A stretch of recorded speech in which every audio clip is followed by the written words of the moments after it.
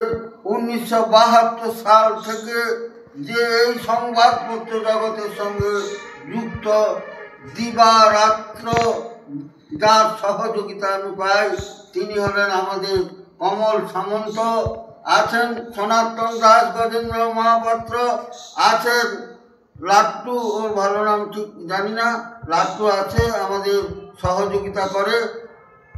সবাইকে অষ্টমীর দিনে শুভেচ্ছা ভালোবাসা জানিয়ে আমার ছোট্ট বক্তব্য শেষ করছি। আমি এরপরে বলবো, যেহেতু ধানক্ষেত পত্রিকা সেহেতু সেই ডেজিগনেশনেই বলবো, ময়না প্রেস ক্লাবের মাননীয় সভাপতি সিদ্ধার্থ বাহুবলীন্দ্র এবং আজকের যিনি উদ্বোধক শারদ সংখ্যা ধানক্ষেত পত্রিকার মাননীয় সিদ্ধার্থ বাহুবলীন্দ্র মহাশয়কে কিছু বলার জন্য অনুরোধ করব। নমস্কার। একজন আরোহী রিকশাতে চড়েছেন, তা একটা নির্দিষ্ট দূরত্ব পর্যন্ত যেতে যে পরিমাণ ভাড়া তাকে দিতে হবে তিনি একটু আপত্তি জানালেন। তিনি বললেন, ওই তো দেখা যাচ্ছে গন্তব্যস্থল, ভাড়াটা এতটাই হবে? রিকশা চালক তিনি বললেন, ওই তো চাঁদও দেখা যাচ্ছে, সূর্যও দেখা যাচ্ছে, তো তাহলে কি সেই দূরত্ব কি একই হবে? ঘটনা 2, একজন সন্তান বিদেশে থাকেন, তার মাকেও বিদেশ যেতে হবে। তিনি পাসপোর্ট অফিসের দপ্তরে গেছেন, যখন পরিচয় জানতে চাওয়া হচ্ছে তখন তিনি বললেন, আমি একজন মা। তো অফিসার বলছেন, এটা তো কোনো পরিচয় হতে পারে না, আমি কি লিখব, আপনি কি করেন? তিনি আবারও বললেন, আমি মা। তাহলে লিখি, আপনি একজন গৃহিণী, আমি একজন মা। এই দুটি ঘটনা এ কারণেই উল্লেখিত হলো যে বলা হয়ে থাকে, books and magazines are mirrors of the society. যে একটি গ্রন্থ, একটি পত্রিকা এ সমাজের দর্পণ হয়। আমাদের অত্যন্ত সৌভাগ্যের একটি মুহূর্ত যে একটি পত্রিকা দীর্ঘ 47 বছর অতিক্রম করে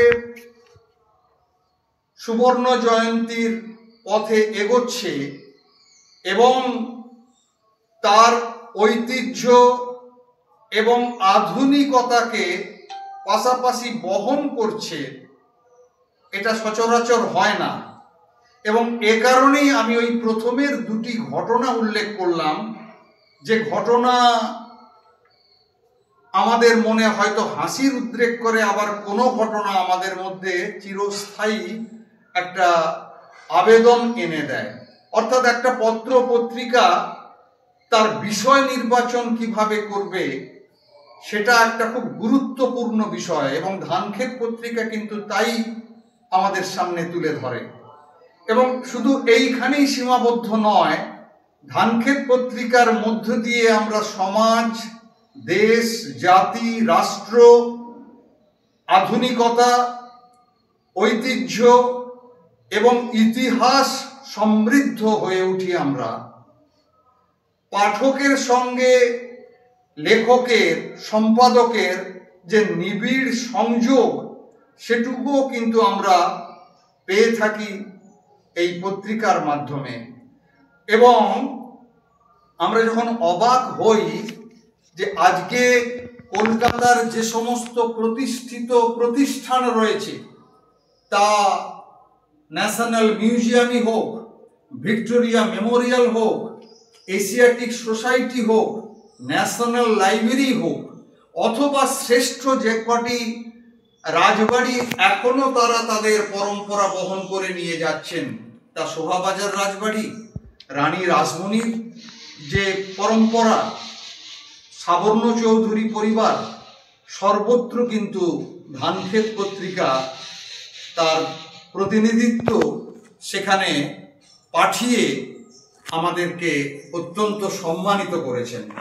শেষ করব আজকের যিনি সম্মানীয় পত্রিকার সম্পাদক, দীর্ঘদিন ধরে যিনি এই পত্রিকাকে নিজের কাঁধে তুলে নিয়েছেন, তার সুযোগ্য সহধর্মিণী যিনি আজকে এখানে উপস্থিত হতে পারেননি, আমি দিদিকে, স্মৃতিরেখা পাত্র মহোদয়াকেও আমি সম্মান জানাবো। তার সুযোগ্য সহযোগী কমল সামন্ত, দীর্ঘদিনের সহচর অনুচর সঙ্গী, আজকের যিনি পত্রিকার উদ্বোধনেও ছিলেন রাজবধূ এবং মাতৃসংঘের সম্পাদিকা, তাকেও সম্মান নিবেদন করব।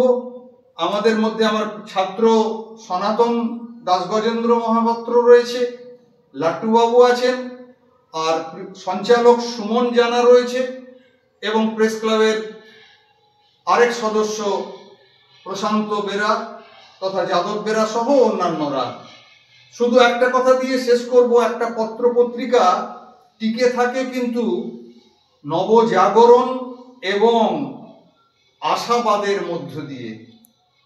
আমাদের নূতন নূতন পথ, নূতন নূতন ভাবনা, চেতনার উন্মেষ ঘটাবে যে পত্রিকা, সেই পত্রিকার আমরা সম্মানে আমরাও সম্মানিত বোধ করছি। প্রিয় ধানক্ষেত পত্রিকা এবং তার সহযোগী সবাইকে আরেকবার এই মহাষ্টমীর দিন এবং পুজোর কদিনের জন্য প্রীতি, শুভেচ্ছা, অভিনন্দন, শুভকামনা। সবাইকে সশ্রদ্ধ নমস্কার। এই পবিত্র মন্দিরে দাঁড়িয়ে, শ্যামসুন্দরজিউর মন্দিরে দাঁড়িয়ে নমস্কার।